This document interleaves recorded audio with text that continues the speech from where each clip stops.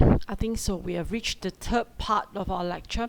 So once after you have defined the scope of work in your preliminary design, basically now, in the normal circumstances, this is the time that the client will give you a go ahead, you see, and then you will start to do your final detailed design, which will incorporate things like work breakdown structure. So creating work breakdown structure is very, very important. Okay, it is one of the most major techniques, I think, in all undergraduate studies. It is the first thing in project management. So basically, in scope management, once you have already confirmed on your scope of work, like you're actually going to build certain things, and this is the idea, and this is the idea, how big and how wide, you will start to actually go into detail. And then as you do your detailing, these are the part and parcel of breaking down the work. You're identifying the different components, you're identifying the different what's that you are going to be building, and what are the work packages and what are the tasks. So basically, I don't think I need to explain any further. There's a few ways of doing it, what's the purpose of doing it and how to do it.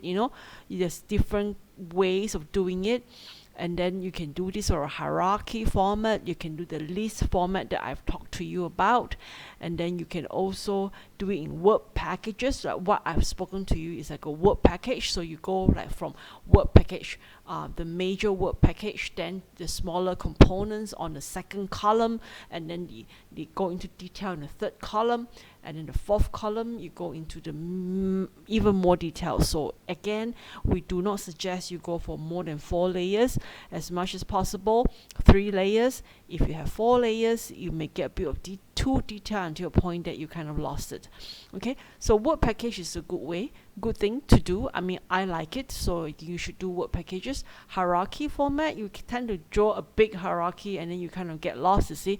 So this is about creating scope is defined through work breakdown, and then of course you can have other type of work breakdown, such as organization breakdown, product breakdown. So what we are doing is more on this part here on work breakdown.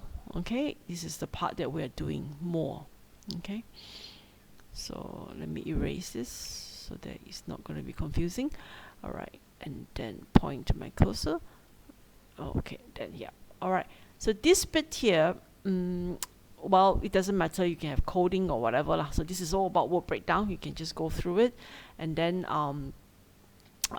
Primavera actually define work breakdown into different type of projects. So I don't know how good that is, but then they see work breakdown as different parts, different project manager in charge of different projects, and different they don't go by the work component, but the work component is within the project later on. So that is basically what is being done with Primavera. But I think of work packages as in work breakdown.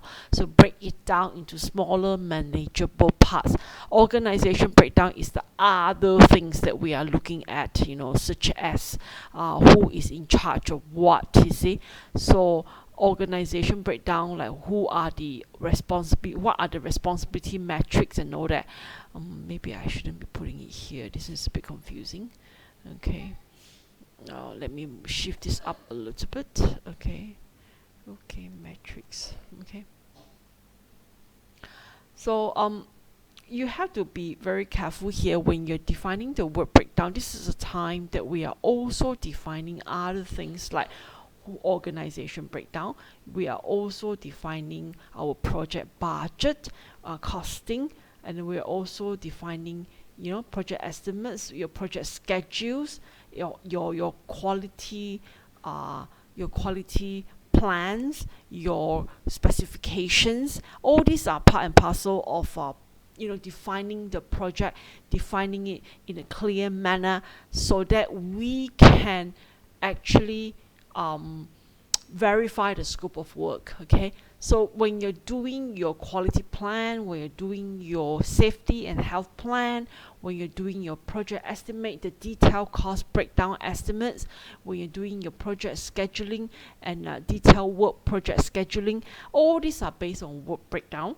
based on work breakdown analysis. So from here, you are going to, in a way, you're verifying the scope of work, you see. So scope verification is at this point in time, after you've done the design, you've checked the design, you've actually put in so much of different type of work breakdown estimates, schedules, plans, management plans. All these will actually build up into, you're confirming on your scope of work. So once you've got that scope of work confirmed, you can do your scope change control. So basically, change control is like you don't want to change, you hardly want to change. Scope creep is one idea of, you do the changes a little bit by a little bit, and at the end of the day, you don't realize that the whole project is actually different. So it is a slow increase, in changing things, and and then unknowingly you're requesting for a lot of different things and different performance characteristic, and then at the end of the day, the scope of work is actually different. So then that, in terms of procurement and contract, it is a different story. So up to this point here, I think we've gone through basically overall what are scope management all about. But you have to be very careful. Not all project we can define the scope, as in doing the final design, create the work breakdown structure immediately. Once confirmed, you can start to do it. And not all projects have that kind of luxury of doing that kind of confirmation. So some project you will see that is only up to the scope definition or project charter, and then you start to have to work and build already, and that is whereby different procurement styles will come in. And of course, at different point in terms of scope management, whereby you start to see the viability, you don't have the money, you don't have the funding to do it, and that is where different type of procurement techniques, such as reimbursable contract or incentive type of contract, mostly reimbursable, or fixed price with variable rates, or fixed price with a scheduled rate kind of contract will come in. So these are the tie-in between procurement and scope management. Can you see the picture? So of course, as much as we want to, we have to make the scope as clear as possible, especially the final design.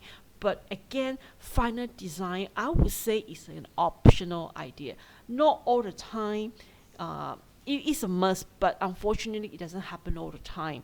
So again, you need to understand the entire process of scope management, and then your understanding of your scope of work will lead to procurement with the right strategy, with the right contract type, with the right tendering type, and then you will be efficiently managing your scope of work.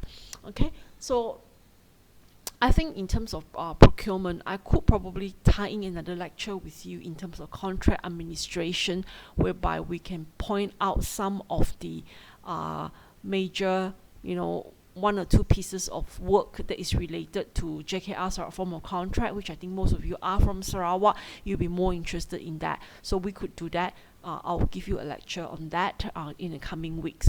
All right, so again, please bear in mind that this is the process. But again, final design, as in the full definition, may not be readily available in a lot of circumstances. So we still need to tweak, we still need to change, we still need to match other items like procurement, time, cost, quality. We still have to tie in with scope management. Again, if you want to verify your scope of work, it's better to do all before you move into the actual tendering or the actual solicitation cycle. It's better to actually verify again a few times with your stakeholders, with your funders, with your client, to make sure that this is the project that they want. Because you do not want scope creep. When you have scope creep, they can come in and say, oh, you know what, I can do a bit of changes here, I can do a bit of changes there, and then end up you're going to have a lot of this little bit. So contractually, it's going to be a horror to manage, okay, especially when it comes to contract administration. So again, scope don't change. Scope you have to maintain. You have to keep it as much as possible to the original things. Okay, thank you.